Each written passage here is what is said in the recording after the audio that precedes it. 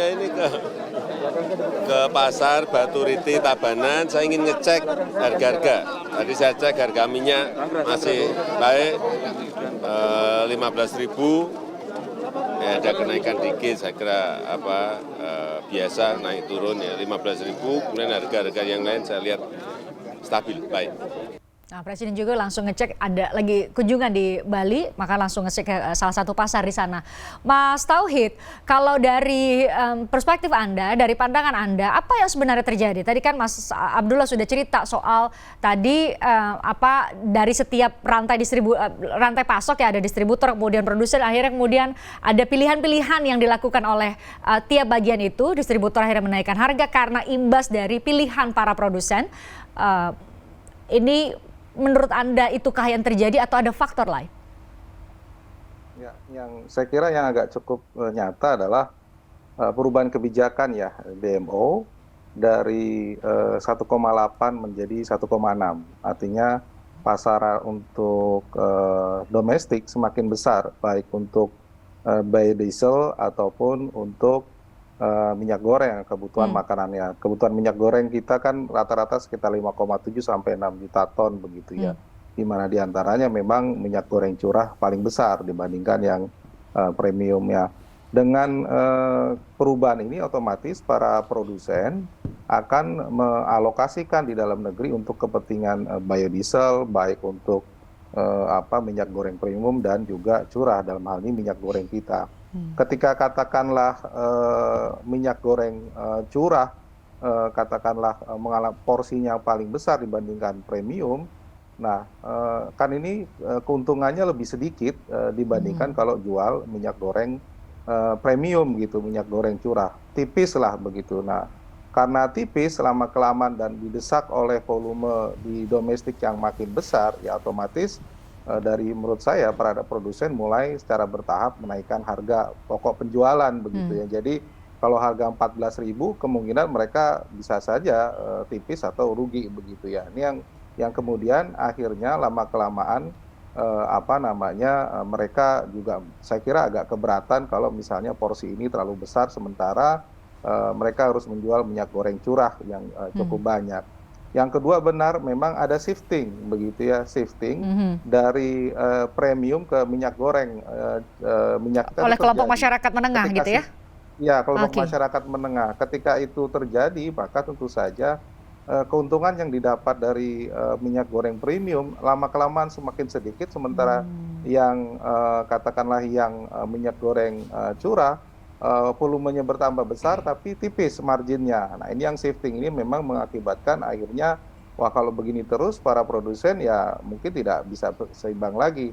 Apalagi kita tahu sekarang di pasar ekspor tahun 2022 mengalami penurunan volume yang cukup signifikan ya, dan apalagi harga sekarang relatif lebih stabil ya di angka sekitar 800 sampai 850 US dollar per metric ton untuk pasar ekspor. Ya. Jadi menurut saya dua hal itu yang menjadi penyebab. Nah, kemudian yang ketiga memang faktor distribusi dan logistik ya. Untuk beberapa daerah kalau kita lihat data memang variasi harganya 14.000 sampai 17.000 di berbagai daerah. Jadi banyak yang memang cukup beragam. Nah, memang kalau kita lihat 74 produsen minyak goreng, baru 23 atau kurang lebih ya, mungkin bisa diklarifikasi, belum semua ikutan. Jadi mungkin karena faktor ini menyebabkan beberapa saluran distribusi mungkin mengalami hambatan begitu. Saya kira itu yang terjadi. Saya kira memang adjustment dari kebijakan DMO ini yang menyebabkan perubahan daripada penyesuaian berapa yang harus diproduksi untuk minyak goreng kita maupun nanti untuk premium begitu. Tadi ada yang sudah diidentifikasi titik masalahnya atau faktor penyebabnya Pak Shailendra. Tadi itu pertanyaan saya sebelum jeda. Apa langkah yang sudah dilakukan oleh Kementerian Perdagangan, tentu berkoordinasi dengan stakeholder lain, untuk bisa langsung menangani dengan cepat? Karena ibu-ibu, bapak-bapak yang nonton kita ini maunya besok bisa atau saat ini mau ke pasar nemu tuh namanya minyak kita dengan harga yang harapannya sih 14 ribuan. Ya.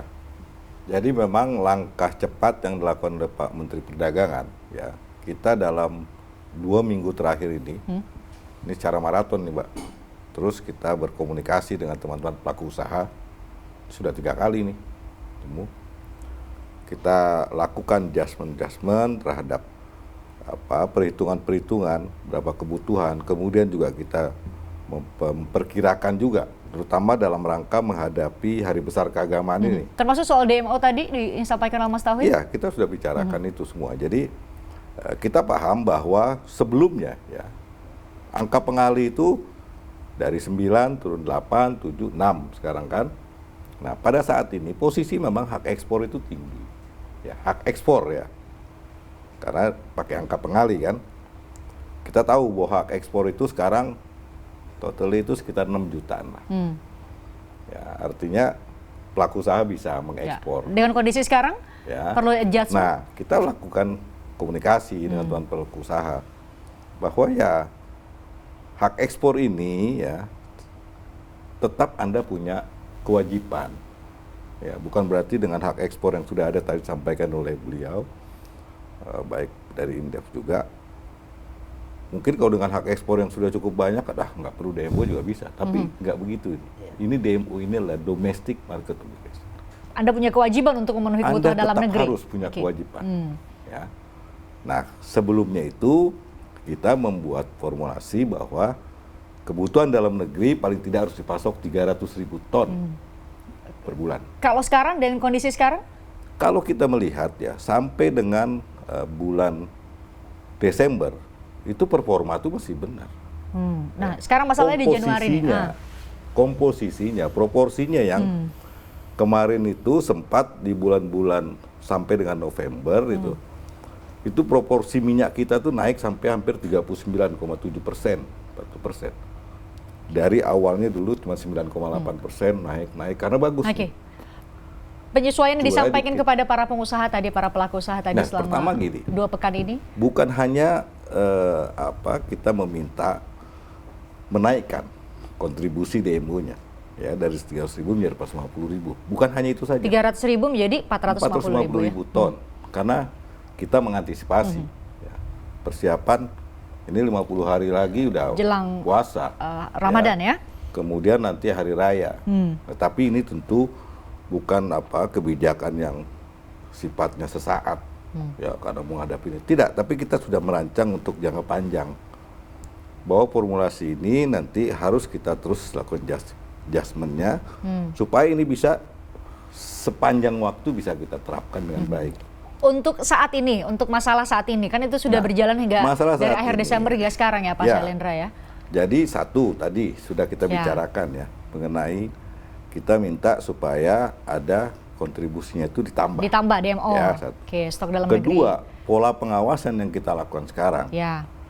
Kami diperintahkan Pak Menteri untuk 2 minggu yang lalu kita cek di lapangan, Pak. Ya, bagaimana rantai distribusi itu tidak sama, Mbak. Setiap daerah itu nggak sama perlakuannya. Ya, ada yang rantainya bisa 2, ada yang 1 masuk langsung ke pasar. Makanya ini pengaruh pada harga 3, ya. 4, ada yang. Nah, sekarang kalau itu soal harga, ini soal stok yang tersedia dulu nih, yang tersedia. Bagaimana bentuk pengawasan yang real kepada para produsen, kemudian para distributor? Untuk para produsen kamu sesuai ya dengan kewajiban untuk menyuplai kebutuhan dalam negeri. Para distributor jangan naikin ya, karena kemudian kita berharap harganya tetap terjangkau di pasaran. Itu sudah dilakukan nggak Pak Syailendra? Kita sudah melakukan itu. Kita sudah membuat dashboard. Ya. Dashboard yang sebelumnya kita hanya memantau sampai D1, distributor 1. Sekarang sudah sampai pengecer, Mbak. Ke pasar, pengusaha pasar. Jadi nanti beliau ke ruangan saya nih, ada krisis center kita. Itu real time Pak Syailendra? Real time. Oke. Real time, setiap dia masuk. Jadi kalau ke ruangan saya, nanti di krisis center itu, ada krisis center yang dibuat, itu kita cek Jawa Barat nih. Ya, klik nih peta Jawa Barat. Oh, produsen yang masuk ke sana tuh ABC. Oke. Produsen A ini siapa aja D1-nya?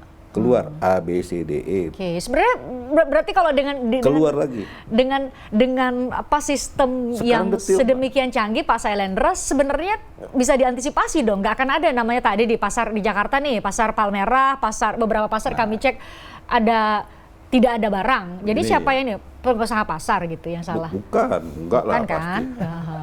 Nah makanya ini kan faktanya Pak Sailendra, masih ada ibu-ibu, bapak-bapak atau siapapun yang belanja di pasar nggak ada minyak kita. Ataupun ini kalau kan- ada diminta paksa tuh beli sama merek lain. Tadi saya sampaikan ya bahwa awalnya dari 9,8% kemudian naik terus proporsinya antara minyak kemasan dengan minyak curah. Ya. Bahkan hampir mendekati 40-60. Kemudian sekarang turun lagi. Tadi yang disampaikan oleh dari Indef bahwa memang angka pengali kemudian menjadi turun lagi, sekarang melandai lagi yang minyak kitanya, minyak curahnya makin banyak. Secara volume ini sebenarnya nggak banyak perubahan. Tapi masyarakat kan tahunya yang namanya minyak kita. Iya. Minyak curah Tingkat nggak dihitung. kepercayaan dan apa namanya Luar biasa, ya, udah tingkat ketertarikan ya, apa preferensi lah, preferensi atau pilihan itu lebih banyak sekarang yang memilih minyak kita. Saya harus jeda tapi saya harus memberi kesempatan kepada KPPU karena penting sekali juga apa yang disampaikan atau ditemukan oleh Pak Mulyawan. Pak Mulyawan itu menemukan bahwa tadi seperti yang sudah kami obrolkan dengan Mas Abdullah tadi ya, bahwa ada perilaku penjualan yang bersyarat. Jadi boleh Anda beli minyak kita tapi beli juga ya merek lain. Ini yang ditemukan. Ada temuan lain yang bahasa sederhana adalah nambah susah lagi para konsumen untuk bisa menikmati minyak kita, Pak Mulyawan? Ya, jadi memang temuan yang saat ini KPPU temukan adalah praktek bundling dari minyak goreng minyak kita ini dengan produk-produk lain, dan itu sudah ada kalau nggak salah per hari ini itu ada di kanwil kami di Jawa Timur itu sudah meningkatkan hasil temuan itu ke tahap penyelidikan. Jadi memang perilaku membundling atau mewajibkan konsumen untuk bukan hanya konsumen, misalnya distributor yang mewajibkan pengecer yang membeli minyak kita itu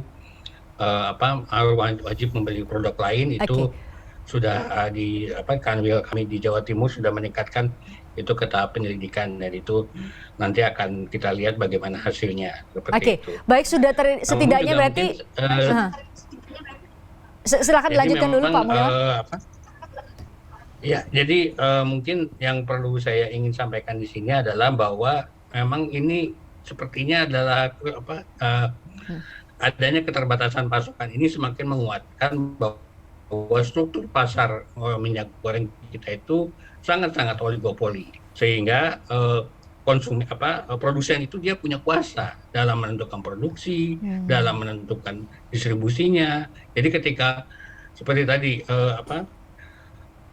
produsen merasa bahwa saya bisa memprioritaskan ekspor dulu, nanti minyak domestiknya nanti dulu, itu kan suatu perilaku yang menunjukkan bahwa mereka bisa mengatur pasokan seperti itu, dan itu menunjukkan bahwa dengan karakteristik pasar yang oligopoli, kemampuan produsen untuk melakukan hal itu ada gitu. Dan ini saya pikir menjadi tantangan bagi kita semua, bagaimana supaya kemampuan produsen ataupun distributor dalam mengatur pasokan minyak ini jangan terlalu besar begitu, sehingga pasokan supply minyak goreng itu akan tersedia terus dan harganya juga selalu kompetitif. Oke, tadi Pak Mulyawan nyebut soal oligopoli. Oligopoli karena produsennya sedikit ya. Kita perlu menjelaskan kepada ibu-ibu dan bapak-bapak yang nonton kita bahwa oligopoli karena produsennya sedikit sedangkan yang beli itu banyak.